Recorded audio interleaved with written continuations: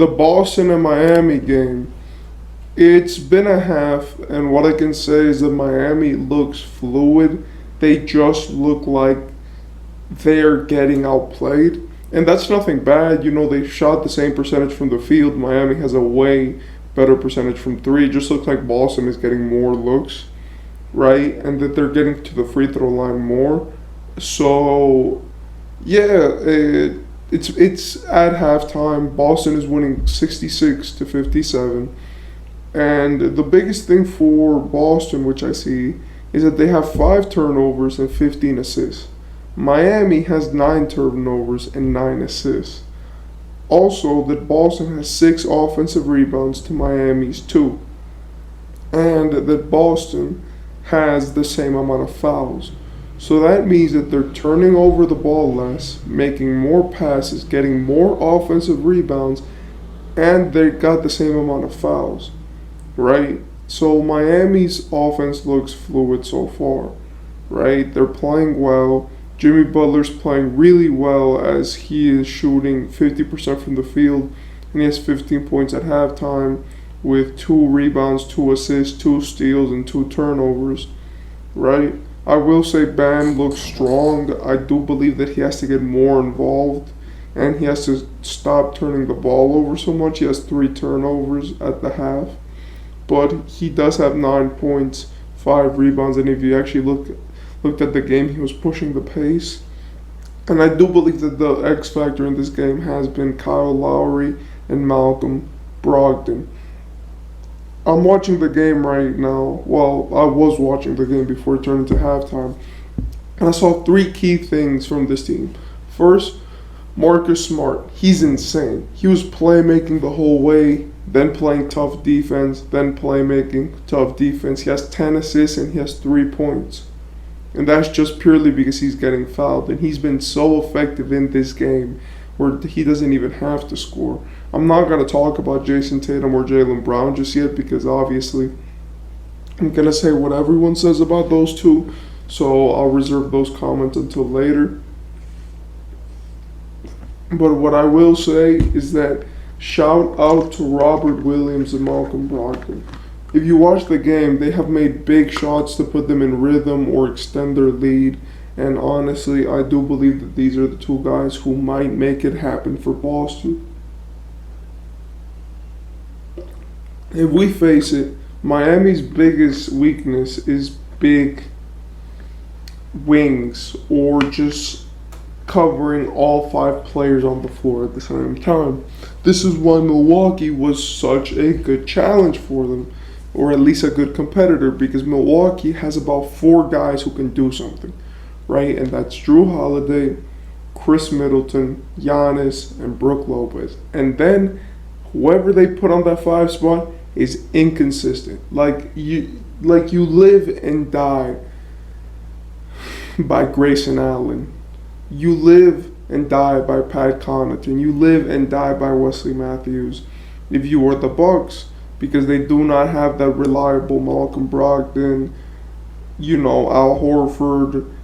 But with Boston, all of their 5 guys could do that. I want to say that all of their guys have been playing extremely well, except Derek White, who's been kind of, mid, and he already has 2 fouls, which could get him in foul trouble later in the game. But I do want to give a shout out to just Al Horford, because he's been playing phenomenally these entire playoffs. Like, let me read you his stat line real quick. He only has 7 points. He has 1 rebound and 2 assists, right? But this at halftime. But he is 3 of 5 from the field, which means 60%. And he's 1 for 2 from 3, which means 50%. So he's hyper efficient, right? He has 3 steals, 0 turnovers, 0 fouls, and a plus 13 plus minus, which is the highest plus minus on anyone on the team right now.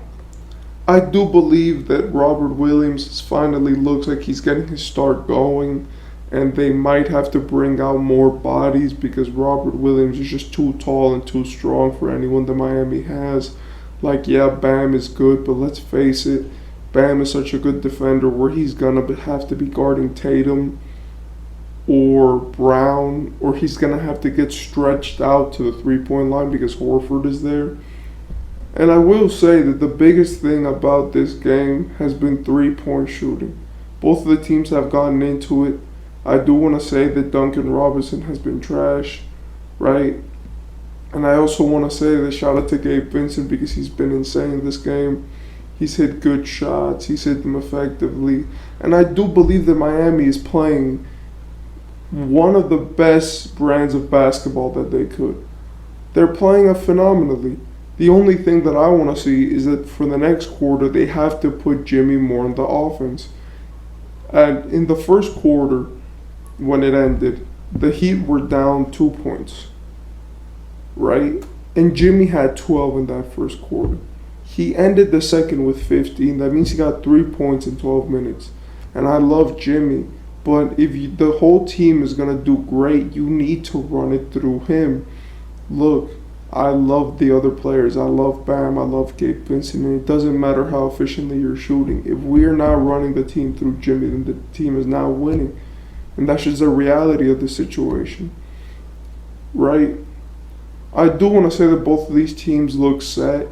But Boston just went on a run to end the second half, which looked insane. And I do want to say that that's probably what's going to win them the series.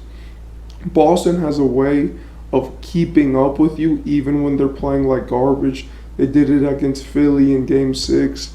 They did it against Atlanta when Atlanta was posing problems for them. They have a way of at least keeping the game close even if they're losing. And I do want to say that's probably gonna make Miami have problems because Miami is looking to make teams, go down by like 20 or 30 points. They're looking to get you out of clutch situations and just finish the game as early as possible, right? But with a team like Boston, a team which can keep up so well, even if they're inefficient, even when they're not shooting well, it's going to be hard for a team like Miami because Boston will have the game tied and they'll be shooting 30% from the field and 20% from three. Miami will be shooting the best efficiency that they've ever shot, but the game will still be tied. And all it takes is one run from Boston to put that in the lead, and that's what happened this game. That as soon as Boston just started hitting a lot of their shots quickly, it was Malcolm Brogdon, 3, Al Horford, 3, Robert Williams, dunk, Robert Williams, paint, right? Then it was Jason Tatum, right? That layup, that scoop layup he did to get it to 61, right? Then it was Jaylen Brown, tough and one bucket, right? So all these plays were back to back to back to back, and the Heat were missing shots. So it's like, what do you do with that situation? And what I believe is that you just have to play defense. You have to take a page from the Lakers book. Against good teams, offense is not going to only win you the game.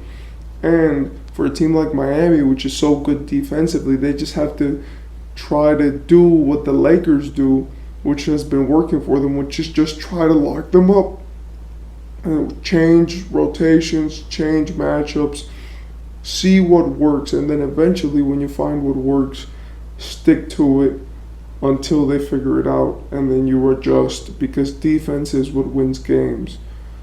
I do believe that the Celtics are tough, though. They are going to be a tough team to beat for this Miami team because they are just so complete as a team. I love Jimmy Butler, and I do believe that having 15 in the first quarter on 50% shooting is phenomenal, but it's like, how are you going to beat this Celtics team if you can't generate enough offense?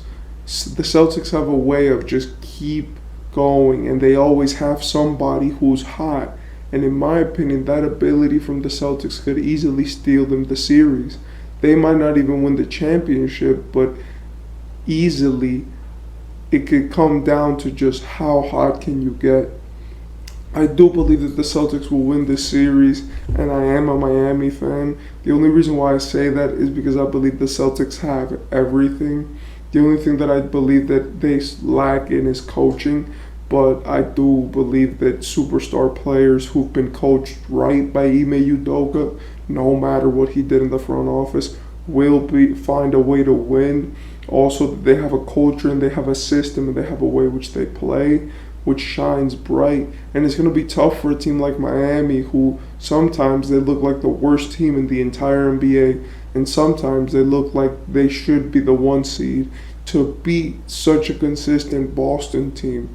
I do believe that they've been more inconsistent this season, but we'll have to see what they do and how the series shapes out. And maybe coaching wins it for Miami, but I do pick Boston to win.